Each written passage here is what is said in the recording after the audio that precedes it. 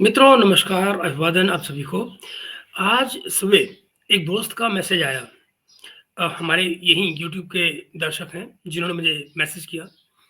पिछले व्लॉग की स्क्रिप्ट में पढ़ा हुआ है, उनकी कमेंट्स में पढ़ा हुआ है उनका मैसेज, जिसमें उन्होंने बताया एक वीडियो के बारे में जो आज सुबह लॉन्च किया गया पाकिस्तान से। पाकिस्तान से किसने लॉन्च किया? एक जर्नलिस्ट हैं, उनका नाम है दुर्दाना नजम। दुर्दाना नजम पहले कुछ अखबारों में लिखती रही हैं, डेली न्यूज़ में थी या डॉन में लिखती रही हैं। और भारत के बारे में कुछ बड़े ज़्यादा ही उच्च विचार हैं उनके। उच्च विचार से मैं मतलब यू नो ज़्यादा ही इस्लामिक ओरिएंटेड विचार हैं उनके। और वो उनको हर चीज़ भारत में गलत होती नज़र आती है। भारत में उनको दुनिया भर का अत्याचार होता नज़र आता है मुसलमानों के साथ में। तो मित्रों, आज सवेरे उन्होंने एक वीडियो लॉन्च किया एक शख्स के साथ में, जो मेरे लिए हमेशा एक सस्पिशियस आदमी रहा है। और वो अपने आप को स्कॉलर कहते हैं। भारत कई विज़िट मार चुके हैं और जब से भारत आते हैं और जब भी भारत में होते हैं, तो निहायत ही मीठी ज़बान बोल रहे होते हैं, बड़े धीमी मिजाज से बात करते हैं, तरह-तरह के लेक्चर्स के इन्विटेशन बड़े ग्लैडली एक्सेप्ट करते हैं, लोगों के घरों में गेस्ट बन के रहते हैं, पार्टियाँ ऑर्गेनाइज़ कर यहाँ पे उनके लिए की जाती हैं। और मुझे शर्म आती है उन लोगों को याद करते हुए कि उनमें से कुछ को मैं जानता भी हूँ, जो उनके लिए पार्टियाँ ऑर्गेनाइज़ करते हैं। और तो अब क्या कहा जाए, खैर वो एक अलग मुद्दा है। तो मगर वो साहब अपने फार्म हाउस में पार्टियाँ उनके लिए ऑर्गेनाइज़ करते रहे हैं, आते हैं तो उनके घर में भी रहते हैं।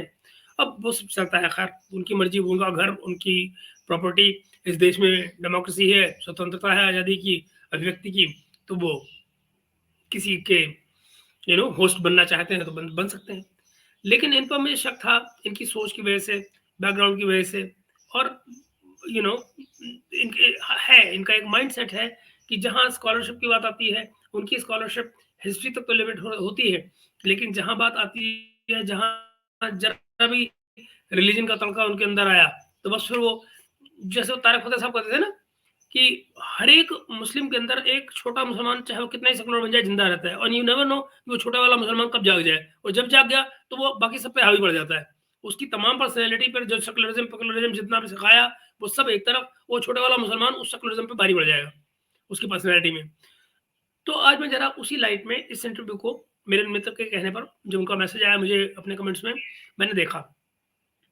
और जैसे ही मैंने देखा तो मुझे कई जगह पर इतनी अड़चन हुई उसको देखने में, कि मुझे लगा कि ये वो शख्स है जिसको ये देश वीज़ा देता है, वीज़ा देता है। इस देश के लोग हैं जो इनको होस्ट करते हैं। वो बेशर्म यूनिवर्सिटीज़ हैं जो बिना बैकग्राउंड जाने, बिना आदमी को जाने इनवाइट करती रहती हैं। और वो दिखती हैं कि वो उनको, उनके पास स्कॉलरशिप का कितना स्पेस है, और वो इनको अ, लेकिन मित्रों, जैसे ही ये भारत से गए, ये इंटरव्यू उनका तब हुआ है जब वो भारत से जा चुके हैं। तो और वो बात आज सुबह सामने आई, जब उन्होंने ये इंटरव्यू दिया। और देखिए जनाब, उन्होंने जो इंटरव्यू दिया है, उसमें उन्होंने क्या रंग दिखाए हैं, आप खुद देखिएगा।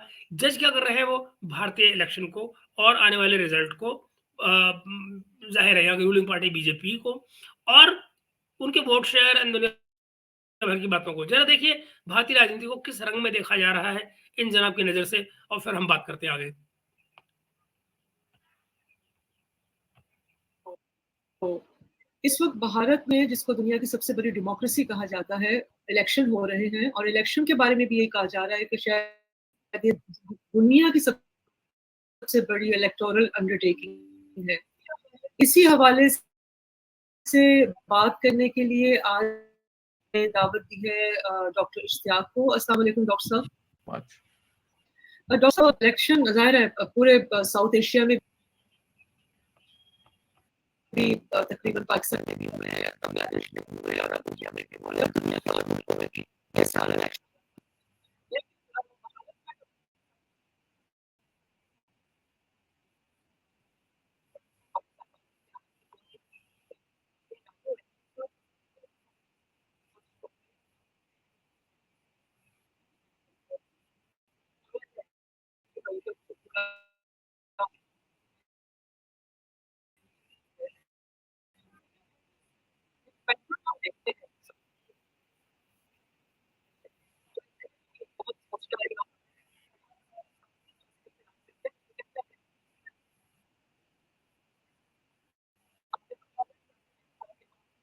ज़रा सोचिए तो, हम मिला नहीं सकते, कंपेयर नहीं कर सकते, लेकिन एनालॉजी ड्रॉ कर सकते हैं। तो फिर एनालॉजी कैसे ड्रॉ करोगे जब बराबर के नहीं हो? जब आपको मालूम है कि आपकी हैसियत नहीं है बराबर की, तो आप एनालॉजी कैसे ड्रॉ करेंगे भाई? एनालॉजी बराबर वालों से ड्रॉ की जाती है, उन्हीं से इंस्पिरेशन ली जाती है। आप किससे इंस्पिरेशन ले रहे हैं? लेकिन मेरा एक्चुअली इंटरेस्ट दुर्दाना नज़्म और उनकी बातों में है ही नहीं। मैं वीडियो सिर्फ़ इसलिए आपको आगे चलाता हुआ दिखा रहा हूँ कि हम पहुँचना चाह रहे हैं इश्तियाक अहमद पर और उनके जवाबों पर। और फिर इश्तियाक अहमद को की बात जो है, वो मेरे लिए महत्वपूर्ण है। मैं उसे एनालाइज़ करना चाह रहा हूँ क्योंकि ये हैं जो मेरे मुल्क में आते हैं, ये हैं जो यहाँ पर आकर बातें करते हैं, ये हैं जो इस माइंडसेट को रिफ्लेक्ट करते हैं जो ये दिखा रहे हैं। हुँ? और फिर आप ज़रा आगे देखिए कि वो क्या कुछ बोलते हैं और जो कुछ कहा जा रहा है पाकिस्तान से, मैं उस महिला को तो मैं किसी खातिर रखता ही नहीं। मुझे मालूम है कि उनकी बकवासियत का। देखा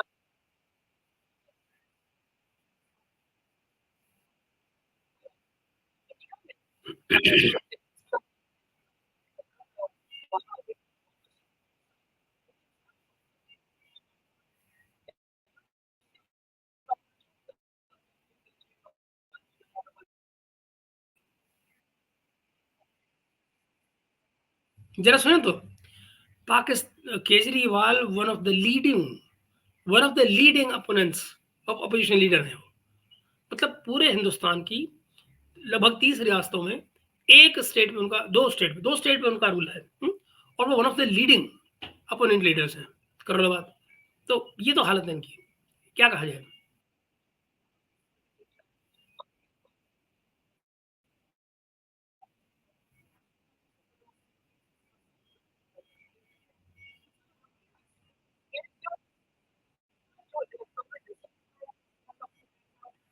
और क्या करें?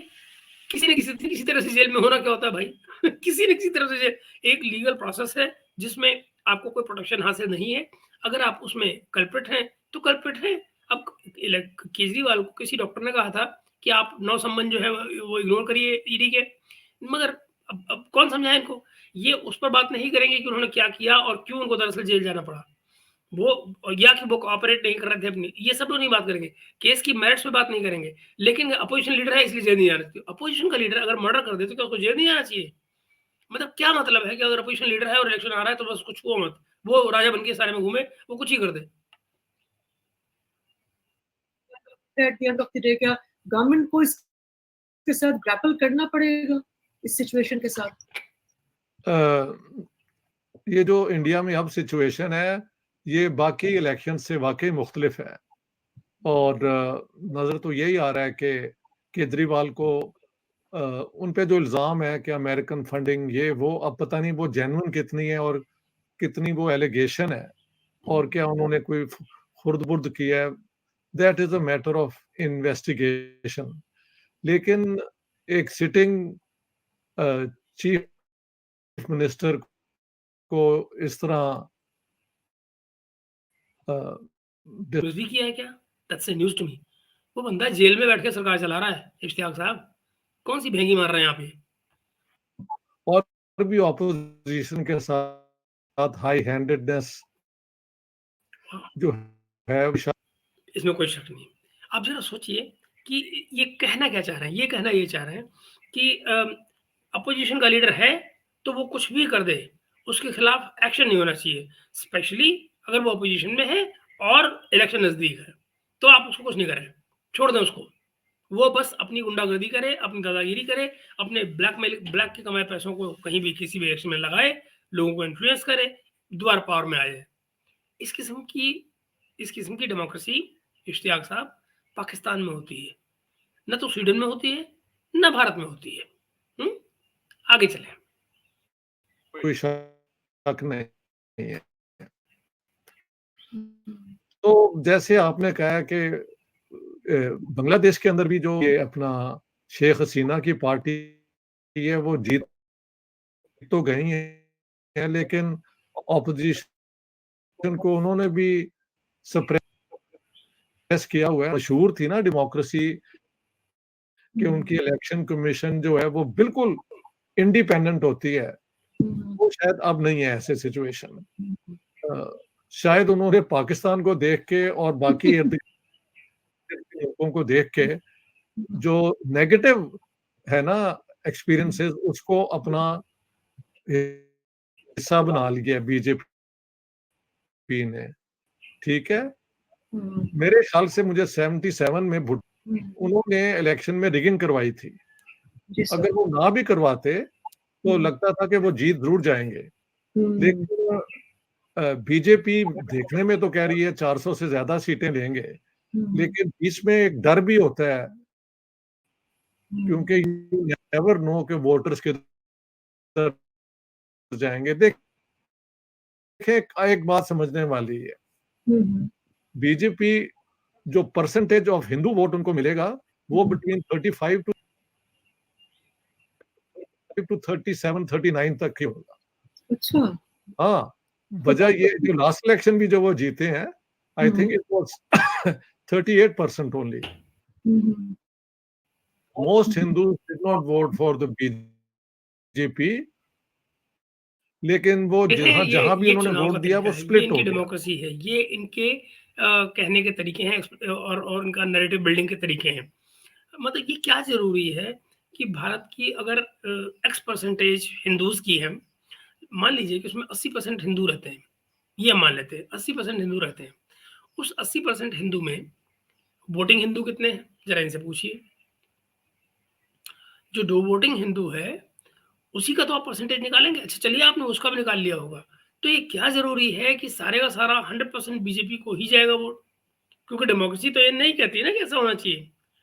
डेमोक्रेसी सिर्फ ये कहती है कि जो मेजॉरिटी वोट लेकर जाएगा, वो चाहे किसी भी कास्ट से आए, किसी भी रिलीजन से आए, जिन लोगों से वोट आए वो किस रिलीजन को फॉलो करते हैं, उससे क्या फ़र्क पड़ता है? तो इस बात को क्यों नहीं गौर रखा जा रहा है? वो बार-बार कहाँ जा रहे हैं? वो अभी भी टू नेशन थ्योरी पे अटके हुए हैं कि वो बीजेपी हिंदुत्व और मतलब एक तरफ हिंदुत्व और मोदी बीजेपी हो गया और दूसरी तरफ वो मुस्लिम। इस देश में और कोई रहता ही नहीं। या तो हिंदू रहते हैं या मुसलमान रहते हैं, बस। और कोई नहीं रहता। ना किसी के लिए कानून की ज़रूरत है, ना किसी के लिए कोई कोएग्जिस्टेंस की ज़रूरत है, कुछ भी नहीं। बस हिंदू, मुस्लिम। ठीक है, ऑपोजिशन के पास कोई एक ऑल्टरनेटिव नहीं है।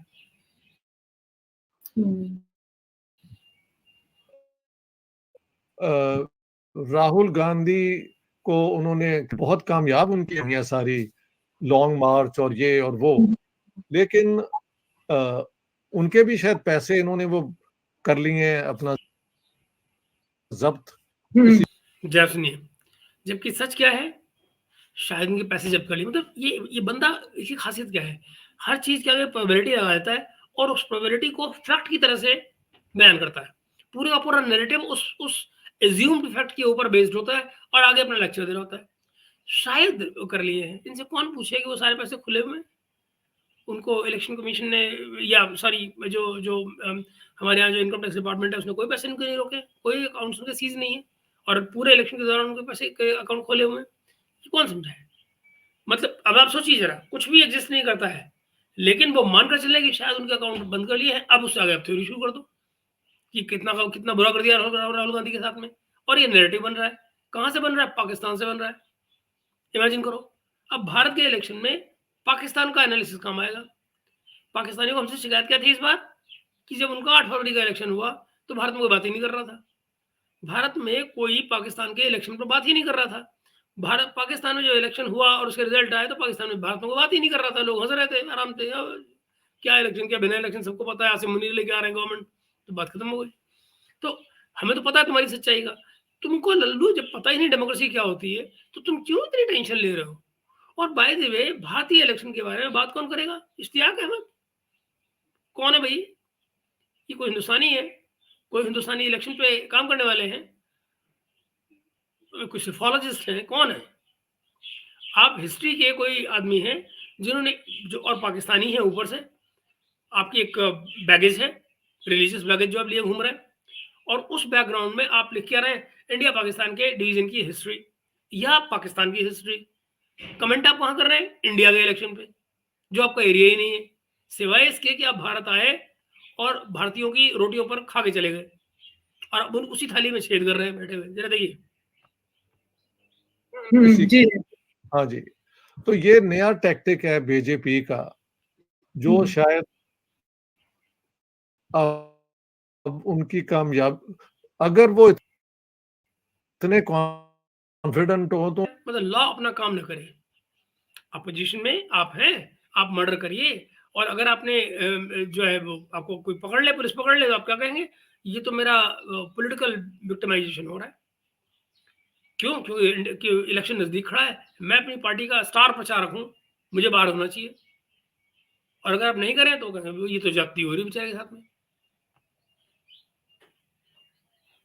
तो when you are in power and you know कि हम जो स्टोरी बताते रहे हैं वो इतनी सच्ची नहीं है और लोगों में एक रिजेंटमेंट है, तो देन यू से कि यार पाकिस्तान में तो खुल्लम खुल्ला एक इट्स अ स्टोलन इलेक्शन, अगर जी। वहां होता है तो हम क्यों नहीं ट्राई कर सकते?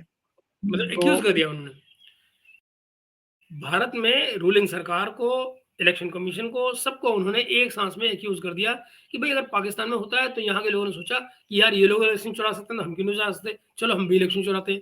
क्या कर रहा है? कुछ कर रहा है? नहीं कर रहा है, चल इलेक्शन चुराते हैं। इस तरह से आई मीन इनसे पूछो जिंदगी में कभी तुमने उस ईवीएम को ऑपरेट किया है? पता है कैसे ऑपरेट होती है? उसमें कितना स्कोप है? और अगर अगर ईवीएम ऐसे ही मैनिपुलेट हो जाया करती तो भाई मेरे, जब कांग्रेस का राज था तो कांग्रेस ने कंटिन्यूएशन क्यों नहीं कर लिया अपना? आज तक कभी भी कोई इलेक्शन के रिजल्ट को लेकर बवाल मचा है क्या? नहीं।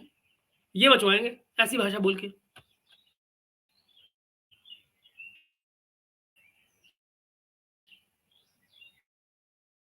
तो यही लगता है मुझे कि वहां पे हो रहा है, कर ली है।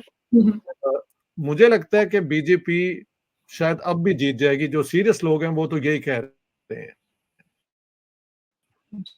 लेकिन बीजेपी के अंदर जो उनकी असेसमेंट है वो शायद इससे मुख्तलिफ है, वरना जिस तरह वो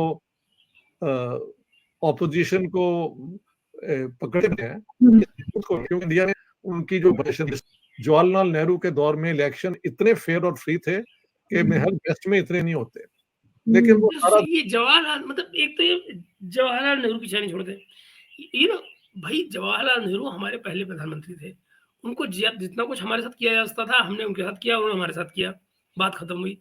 ये हम आज तक उनका ढोल, मतलब जो पिछली 2 जनरेशन पहले के जो शख्स हैं, वो उन्हीं का ढोल पीटे जा रहे हैं। अगर जवाहरलाल नेहरू इतने बढ़िया लीडर थे, तो भैया तुम उस हिंदुस्तान में क्यों नहीं रहे?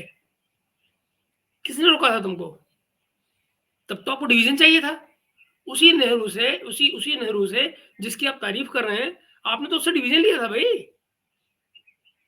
कांग्रेस थी ना, सेकुलर थी ना, लिबरल थी ना, तो साथ क्यों नहीं रह गए? साथ नहीं रहे, क्यों? हिंदू और मुस्लिम साथ नहीं रह सकते ना, two nation theory. I mean कहीं तो कोई बदतमीज़ी की हद होगी ना। मतलब ये ज़बान भी देखिए, ये लैंग्वेज देखिए, ये एप्रिसिएशन देखिए एक पर्टिकुलर साइड का, और जब तुम उसी साइड को एप्रिशिएट कर रहे हो, राहुल गांधी को एप्रिशिएट कर रहे हो, केजरीवाल को एप्रिशिएट कर रहे हो, तो भाई मेरे बँटवारा काहे किया? अगर इस मुल्क में सब कुछ इतना अच्छा था, नेहरू जी इतने प्यारे-प्यारे थे, चाचा नेहरू के साथ में क्यों नहीं रहे तुम? क्यों भाग गए? क्यों जिन्ना भाग गया? उफ़! वो सारा दौर गुजर गया है। ये दौर एक और किस्म के सियासत का है। आप यूएसए में देख लें, वो नेतन्याहू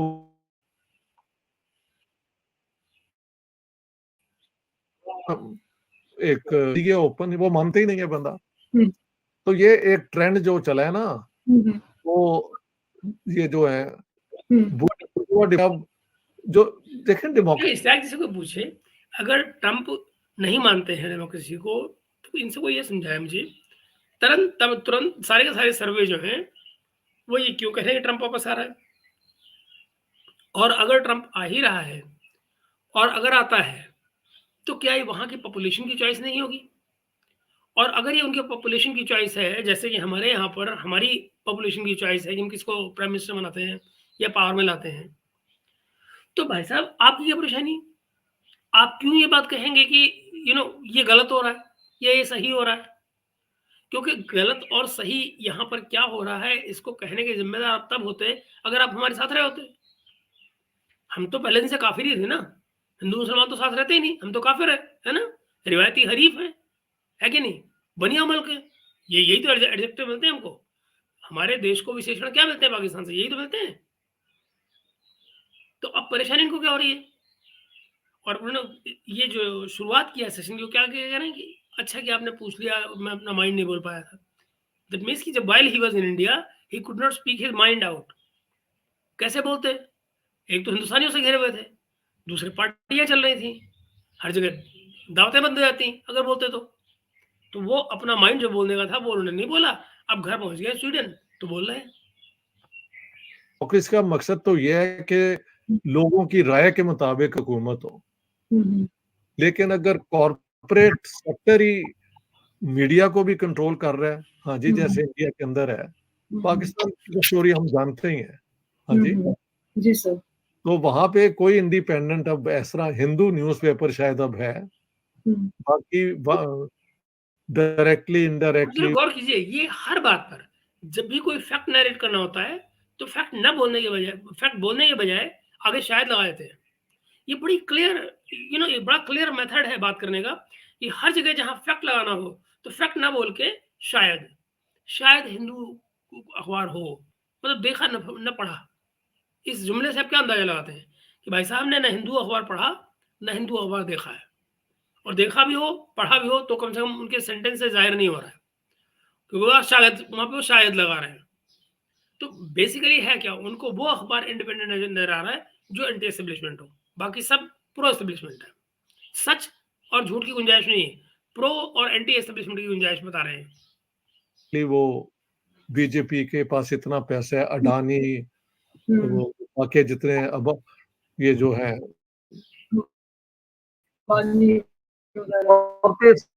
सेक्टर, जब मीडिया को भी कंट्रोल कर और हुकूमत भी अपनी सियासत के लिए हर इस किस्म की अग्रेसिव अप्रोच रखे, तो डेमोक्रेसी इज अंडर थ्रेट। बिल्कुल सही है। ठीक है। अच्छा सर, मैं आपसे, अभी आपने कहा कि जो हिंदू वोट है जी, जो आपने फोरकास्ट किया है कि मतलब taking a leave from the career, लेकिन सर 40 ज्यादा 40 ज्यादा और से ज्यादा, जी जी लेकिन सर सवाल मेरा ये है कि हमने जो रिलीजियस फॉरवर्ड देखा है इस वक्त इंडिया में, you know, beginning with the obviously इस साल तो उसको एक बहुत ही क्लाइमेक्स पे ले गए राम मंदिर की। आप देख रहे हैं, मतलब बिना रिलीजन के तो काम बनेगा नहीं ना, क्योंकि सारी मुसीबत की जड़ में तो रिलीजन ही है। तो अब जरा देखिए, आप बात आ गई रिलीजन पे, अब आप खेल देखिए इनका।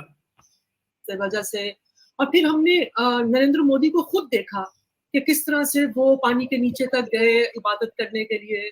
फिर उसके बाद खाली ये नहीं, फिर जो उनका इंडियन जो आर्कियोलॉजिकल सर्वे है, उन्होंने कहा जी कि हम बहुत सारी मसाजिद हैं जिनको 30,000 के करीब उन्होंने बताई, यानी कि राम की पर्सनैलिटी को लेकर फिर नरेंद्र मोदी की अपनी जो एक डिवोशन है टुवर्ड्स हिंदुइज्म, तो सर उससे तो लगता ये था कि ये this is going to be become a very key factor in giving more votes to BJP. जरा इमेजिन करो, मतलब जो प्राइम मिनिस्टर है वो क्या अपना रिलीजन छोड़ दे? वो अपना रिलीजन भी फॉलो नहीं कर सकता। ये किसने कहा, कहाँ लिखा है ये? क्या जब जो फखरुद्दीन अली अहमद जो हमारे जो थे प्रेसिडेंट थे, हमारे फर्स्ट मुस्लिम प्रेसिडेंट हमारे, क्या हमने उनको भारत में प्रेसिडेंट बनने के बाद में उनकी नमाज पढ़ने पे रोक लग गई थी? किसने कहा ये क्या बकवास है? अभी अगर मोदी जी द्वारका गए और उन्होंने, तो उसके तो कई पर्पज होते हैं। वो टूरिज्म बढ़ाना चाहते हैं उस इलाके का, वो वहाँ जाके खुद पूजा भी करना चाहते हैं। अगर कई इन चीज़ों से वो जगह प्रमोट हो रही है, व्हाई नॉट? इस लॉजिक पे आप लक्षद्वीप भी उनको लगा दो कि लक्षद्वीप भी क्यों चले गए थे, कि वो कल को ये कहेंगे नहीं नहीं वो तो ट्राइबल अच्छे खासे रहते बेचारे, इनकी वजह से ट्राइबल डिस्टर्ब हो गए, कुछ ऐसे कहने की नौबत आ रही है। आई मीन समझ नहीं आता है कि हर जगह आप रिलीजन के नाम से इतना क्यों डर रहे हैं? आपका रिलीजन जहाँ है, आपने वहाँ प्रोटेक्ट करके रखा हुआ है, आपने अपने साथ की सारी माइनॉरिटीज को काट डाला है, भगा दिया, जो भी किया, कन्वर्ट किया, और अब औरों पर आप रश कर रहे हैं। वो तो रिजल्ट ही बताएगा ना कितने मोर वोट्स आए हैं। मैंने तो लास्ट इलेक्शन का बताया था कि इट वाज ओनली अबाउट 38%। होता ये है कि जो सिस्टम है फर्स्ट पास द पोस्ट वाली बात है। सो 7-8 अगर कैंडिडेट्स हैं और एक को 25% भी मिलते हैं और बाकी जितने वोट हैं वो बाकी 5 में डिवाइड हो जाते हैं, तो जो 25% ले गया है वही इलेक्ट होगा। ये ब्रिटिश सिस्टम है। इसके बरक्स जो और सिस्टम है प्रोपोर्शनल रिप्रेजेंटेशन का, वो अगर ये आइडिया दिया जा रहा है ना, कि प्रोपोर्शनल रिप्रेजेंटेशन का जो आइडिया है वो भारत में प्रोपेगेट किया है। तो एक तरह के पोजीशन को दिया जाने वाला आइडिया है कि बजाय कि आप इस डेमोक्रेसी पर डिपेंड करो अपने लिए, आप प्रोपोर्शनल जो रिप्रेजेंटेशन है उसकी तरफ जाओ, उससे आपको जीत मिलेगी और कम से कम और कुछ नहीं तो एक पावर शेयरिंग फॉर्मूला मिल जाएगा। That is what he is trying to preach and that is how he is trying to bring in political dissent. आगे आप देखिए। लेकिन ऑपोजिशन में एक यूनिटी नहीं है, कोशिश भी की गई है, तो नरेंद्र मोदी नजर कोई नहीं आ रहा। यानी बीजेपी शायद इतनी पॉपुलर नहीं है जितना वो उन्होंने फोकस एक इंडिविजुअल पे कर दिया है नरेंद्र मोदी जी के ऊपर। और ये जो राम मंदिर में जाना और जमीन पे लेट जाना, ये वो ये देखिए कई बार रिपीट करेंगे, राम मंदिर में जाना, जमीन पर लेट जाना। अब इस मूर्ख को कोई क्या बताए, मैं जानबूझकर मूर्ख कर रहा हूँ क्योंकि ये न पढ़ने की कोई अपने रखते हैं हिकमत, न इन्होंने सीखना है। हमारे यहाँ महापुरुष उसको साष्टांग दंडवत कहते हैं। वो पोस्चर है हमारे यहाँ डिटीज के आगे करने का, वो हमारी श्रद्धा का, हमारी पूजा का पार्ट है। वो उसके आगे लेट नहीं गए, उसको कहते हैं साष्टांग दंडवत। अपने सिर में मिट्टी का तेल डालो और उसमें माचिस लगा लो क्योंकि वो काम नहीं कर रहा है। समझे भैया? अगर नहीं पता तो बोलो मत, पर जिस बारे में न पता हो उसमें तुम्हारा बोलना जरूरी है। क्यों? आप हर फैक्ट के आगे शायद लगा देते हैं ताकि आपकी जान बची रहे। आप कहते हैं मैं तो शायद कहा था, मुझे पता थोड़ी था। जब आपको पता ही नहीं होता, आप हर बात के आगे शायद लगाते हैं, तो फिर बोलो मत ना। पहले पढ़ो, सीखो, जानो, उसके बाद में बोलो। उम्र बड़ी होने का मतलब ये नहीं होता कि हर बात पे बोलना ही बोलना होता है। या तो बड़ी उम्र का फायदा उठाइए और नॉलेज का इस्तेमाल कीजिए। नॉलेज या तो गेन करिए, अगर नहीं गेन की है और अगर आती है तो आप उस बारे में बोलिए। शायद लगाने की जरूरत नहीं पड़ती अगर नॉलेज होती है ना? तो हर बात पे नॉलेज, हर बात पे शायद क्यों? It is a sharp contrast to the way modern India was imagined. हाँ जी, वो तो ये था कि जब Who was imagining this modern India? Who was imagining it? If you ask this question, the answer will go back to Nehru. Bhai, the times have changed, people have changed, societies have changed, technology has changed, visions have changed. What's your problem, man? Why do we have to follow one particular view? Somnath का मंदिर restore किया गया है, तो president of India Rajendra Prasad को कहा कि आप आके उसकी इनॉग्रेशन करें, तो वो एग्री कर गए, हालांकि वो कांग्रेस के लीडर थे। तो प्राइम मिनिस्टर जवाहरलाल नेहरू ने रिकमेंड किया, उन्हें सजेस्ट किया कि आप मत जाएं, ये हम एक सेकुलर स्टेट है, कोई ये हिंदू स्टेट नहीं है। ठीक है, इसके बरक्स अब मोदी जी ने वो मंदिर भी कर लिया पूरा। और मतलब जो कंट्री का प्रेसिडेंट है वो अपना रिलीजन छोड़ दे और या अपने रिलीजन के क्रियाकर्म में भाग भी न ले। कोई भी उसकी जो पूजा हो उसको वो पार्टिसिपेट ना करे। यानी फिर तो इसके मायने ये भी होंगे, अगर कल को दिवाली हो तो कहेंगे ना प्रेसिडेंट दिवाली नहीं मनाता क्योंकि वो तो हिंदू फेस्टिवल है। क्या ये फखरुद्दीन का या किसी अब्दुल कलाम साहब की बात ही छोड़िए, वो तो साइंटिस्ट थे और इनकी दुनिया से बहुत परे थे, वो तो इनकी तरह जा ही नहीं सकते कहीं। लेकिन क्या वो कहीं ये कहेंगे कि फखरुद्दीन को नमाज क्यों करने दी गई या क्यों नमाज करते थे? अभी कोई तुक है इस बात का? अगर वो सोमनाथ के टेम्पल को, जिसको आपके चचा ताऊ ने तोड़ा था, जिनको आपने बुलाया था, अगर अगर उस समय उस सोमनाथ के मंदिर को तोड़ा गया और आज़ादी के बाद में हिंदुओं ने बनवाया, और कहाँ से आया था वो मंदिर बाय द वे? उसी गुजरात से आया था। ये जो मोदी आया है ना, ये भी वहीं से आया है। जिस चीज़ के बीज नेहरू ने डाले थे, आज आप जिस हालत को पहुँचे हैं, उसी लिए पहुँचे हैं। जिस नेहरू को आप थैंक यू कर रहे हैं, आपको उसको रोना चाहिए। अगर नेहरू ने ऐसे काम ना किए होते और मेजॉरिटी को दबाने की कोशिशें ना की होती, तो आज मोदी का जन्म नहीं होता। मोदी जैसी तमाम मानसिक लोग जो पैदा होते हैं, वो इसी विरोध की राजनीति में पैदा होते हैं कि आप मुझ जैसी मेजॉरिटी को कैसे दबा सकते हैं। मैं इस देश का 80% हूँ।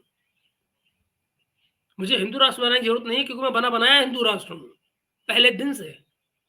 कागज़ में क्या लिखा है, कोई फ़र्क नहीं पड़ता। आपने मेरे मुल्क में एक इलाहाबाद बनाया, हुँ? आपने कभी उसको किसी ने आपने इलाहाबाद कहा, अंग्रेज़ों ने उसको इलाहाबाद किया, लेकिन हमारे लिए वो हमेशा प्रयागराज ही बना रहा। और आखिरकार उसका नाम वही पड़ा जो मेजॉरिटी 80% हिंदुओं ने चाहा। तो आप कैसी बातें कर रहे हैं? हम उस लेगेसी को जो हमारे ऊपर लादी गई अटैकर्स के द्वारा, इन्वेडर्स के द्वारा, उसको लेकर बैठेंगे क्या?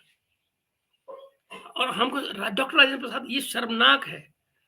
एज़ अ मेजॉरिटी हिंदू मुझे शर्म आती है कहते हुए कि डॉक्टर राजेंद्र प्रसाद, जो कि जाना चाहते थे सोमनाथ मंदिर के इनॉग्रेशन में, वो नहीं जा पाए इसलिए कि नेहरू ने उनको रोका। नेहरू ने क्यों रोका भाई?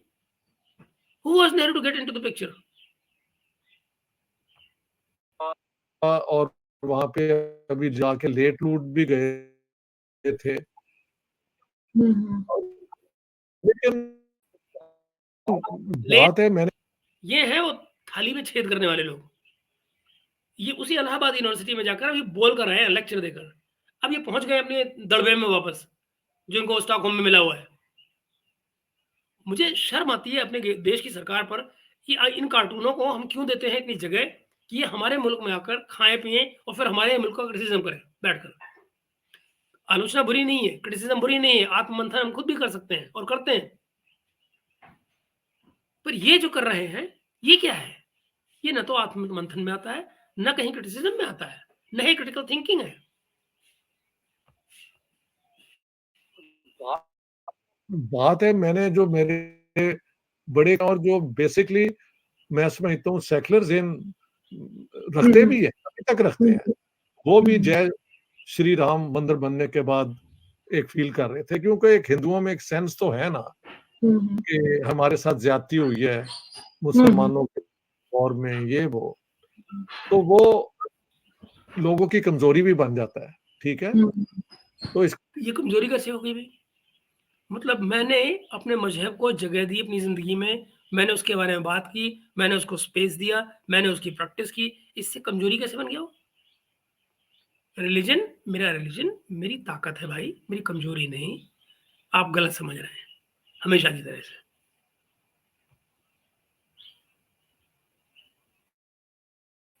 इसको एक ह्यूमन फैक्टर भी देखना चाहिए।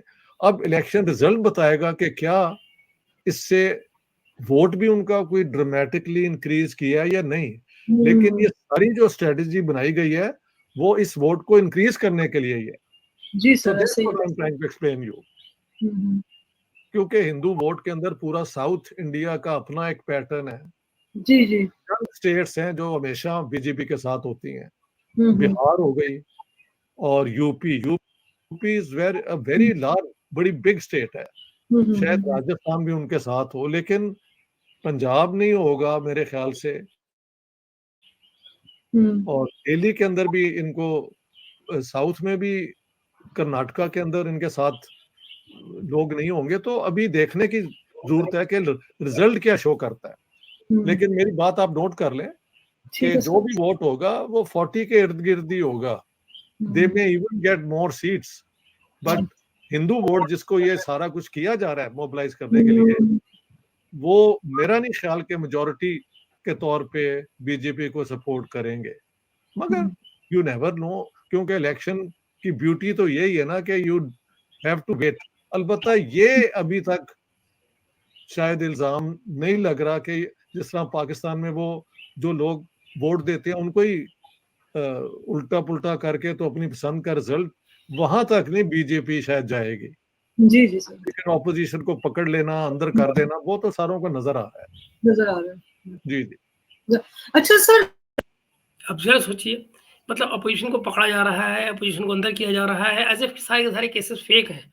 केसेस अभी कोर्ट में पड़े हुए हैं, लेकिन इश्तियाक अहमद साहब ने अपना फैसला दे दिया है कि सारे के सारे केसेस फेक हैं, सारे केसेस गलत हैं, इनको सिर्फ पकड़ा गया है, इसलिए जो हो रहा है वो डेमोक्रेसी के अगेंस्ट है। कर लो बात अब। एक और फैक्टर है जो अभी पिछले दिनों डॉन में भी एक स्टोरी आई थी। रामपुर एक जगह है, आप जानते होंगे, उत्तर प्रदेश में ही है। उस जी, वहाँ जी। स्टोरी बेसिकली रामपुर पे थी, क्योंकि रामपुर में मुस्लिम मेजॉरिटी एरिया है। तो वहाँ काफ़ी, मतलब जब भी इलेक्शन हुए, 2-3 इलेक्शन जितने भी हुए पिछले दिनों, जितने भी मतलब अब तक इलेक्शंस हुए, तो वहाँ कोई ना कोई मुस्लिम कैंडिडेट जो है, वो जीतता रहा है, वो रिप्रेजेंट करता रहा है। लेकिन इस बार एक हिंदू जो रिप्रेजेंटेटिव होगा उस पूरे जो रामपुर का है, क्योंकि अपेरेंटली जो वहाँ डिस्कशन हुई थी उस स्टोरी में, वो ये था कि जो मुस्लिम लीडरशिप है, it is fast eroding in India, और उनको रिप्लेस कर रहे हैं हिंदूज। तो ये एक बहुत बड़ा सवालिया निशान है। अच्छा फिर सर, एक और जाते जाते मैं आपसे ये भी पूछना चाहूंगी, साथ में बताना कि जितने भी जो मुस्लिम लीडर्स हैं वो भी जेलों में हैं। अभी पिछले दिनों हमने एक मुख्तार अंसारी का देखा, उसको जिस पे इल्जाम था कि स्लो पॉइजनिंग दे दी। आपको सुना? मुस्लिम लीडर्स, मुख्तार अंसारी। अब क्या बात करेंगे? मतलब ये इनकी समझ है और इस तरह से मुसलमानों को प्रोजेक्ट किया जाता है इनके यहाँ। मतलब इंडिया में अगर कोई गुंडे हों, तो आप उनको लीडर मान लीजिए, क्योंकि वो मुसलमानों को रिप्रेजेंट करते हैं। जहाँ तक बात रामपुर की है, बीजेपी मानते हैं, मैं मानता हूँ कि बीजेपी बहुत सारे मुस्लिम कैंडिडेट लेकर नहीं आती है, वो हिंदू कैंडिडेट लेकर आते हैं। लेकिन अगर ये बात मान ली जाती है, जो नोशन इश्तियाक अहमद दे रहे हैं या दुर्दाना नज़म दे रही हैं, निहायत ही दुर्जन है, तो आप ये ज़रा देखिए, कांग्रेस तो मुस्लिम कैंडिडेट ला सकती है ना, और चूँकि मेजॉरिटी स्टेट है, चूँकि मेजॉरिटी का वो एरिया है, कॉन्स्टिट्यूएंसी जो है, वो मेजॉरिटी मुस्लिम है, तो कांग्रेस को वोट दे लो, उस मुस्लिम कैंडिडेट को वोट दे लो, किसने मना किया है? भाई कोई एक ही पार्टी इलेक्शन थोड़ी लड़ रही है, और ये थोड़ी है कि सारी की सारी पार्टियों ने हिंदू कैंडिडेट खड़े कर दिए हैं। तो अगर मुस्लिम मेजॉरिटी को यही फैसला करना है कि हमें मुसलमान कैंडिडेट को ही जिताना है, they can very well do it, isn't it? क्या ज़रूरी उन्हें मतलब क्या वो, क्या आप क्या चाहते हैं कि वो बीजेपी का कैंडिडेट भी उनको चाहिए और वो मुसलमान भी चाहिए, ऐसा है? अगर ऐसा नहीं है तो आपके जो दूसरे मुसलमान कैंडिडेट हैं, आप उनको दे लो भाई, क्या दिक्कत है? अब इल्जाम ये है कि नहीं, ये देखिए, मुसलमान लीडर्स हैं, उनके ऊपर चोरी का, भत्ताखोरी का, टेररिज्म का इल्जाम लगाकर किसी न उनका ऐसे इल्जाम लगा के छोटे-मोटे, और उनको जेल में डाल दिया जा रहा है। वो मुस्लिम लीडरशिप हमारी सारी इस तरह जेल में है। में बंद कर दिया गया है। और अब जो इवन मुस्लिम पॉपुलेशन के इलाकों में भी जो रिप्रेजेंटेटिव्स हैं, दे आर आल्सो हिंदूज। तो सर इसके हवाले से आपकी क्या टेक है? देखिए, ये कुछ तो ये जिन्हें आप मुस्लिम लीडर कर रहे हैं, ये उस इलाके के गुंडे भी हैं, इसमें कोई शक नहीं। ठीक है सर। तो हर एक को क्योंकि वो मुस्लिम है, उसकी सपोर्ट में आ जाना भी एक इर्रिस्पॉन्सिबल बिहेवियर है। यस, ठीक है? एग्रीड इनके एग्रीड। ऊपर क्रिमिनल केसेस हैं, ये हैं, और लेट द कोर्ट्स डिसाइड। अब ये दुर्दाना नज़ीम एग्री अगर कर रहे हैं, तो उनको सॉरी बोलना चाहिए। एग्री थोड़ी करना चाहिए, इनको सॉरी बोलना चाहिए कि आपने एक गुंडे को मुस्लिम लीडर बता दिया है। ठीक है? लेकिन आपकी एक और बात भी सही है कि बीजेपी जो भी सीट लेगी, वो हिंदू कैंडिडेट्स के ज़रिए लेगी। उन्होंने कभी किसी मुसलमान को नॉमिनेट नहीं किया। ठीक है? ये तो उनकी एक पॉलिसी है ना कि we go for the Hindu vote, we don't need the minorities. ये उन्होंने पॉलिसी बना ली है, बस, ठीक है? सो यू कांट कंप्लेन कि वो क्यों ये करते हैं। उन्होंने इलेक्शन जीतना है, तो उसके लिए वो वही स्ट्रेटजी बनाएंगे जो उन्हें लगता है कि उन्हें जिता देगी। लेकिन एक बात है, बीजेपी की स्ट्रेटजी होती है कि मुसलमानों के जो माइनॉरिटी सेक्ट है उनको कैरी करे। मसलन ये जो बोरी शिया है बॉम्बे के, ये वो उनका जो लीडर है वो मोदी जी का बड़ा दोस्त है। तो बोरी लीडरशिप इनके साथ है, कम से कम बॉम्बे के इलाके में और गुजरात में, इधर उधर जितने भी वो हैं। इसी तरह शिया वोट को वो मोबिलाइज करने की कोशिश करते हैं, क्योंकि मेजॉरिटी वहाँ पे सुन्नी मुसलमानों की, और सुन्नी मुसलमान जो हैं वो तारीखी तौर पे कांग्रेस के सपोर्टर रहे हैं, ठीक है। तो एक स्ट्रेटेजी बीजेपी की ये भी होती है कि माइनॉरिटी मुस्लिम सेक्ट्स को साथ रखो।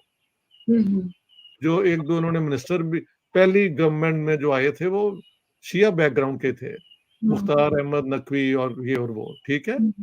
सो BJP goes after minority Muslim sects saying that the Sunni majority will never vote for them. वो हमेशा समाजवादी पार्टी या कांग्रेस या इस किस्म की कोई लेफ्ट पार्टी को वोट देते हैं। अलबत्ता पूछो ये समाजवादी पार्टी और कांग्रेस लेफ्ट पार्टी कब से हो गई? क्योंकि लेफ्ट पार्टियां तो अलग है। कोई क्या बात करे, अब इनसे समझाओ। कस्टमाइजेशन तो हो रही है, इसमें कोई शक नहीं है, but not all Muslim leaders who are sitting in jail are because they are genuine political leaders.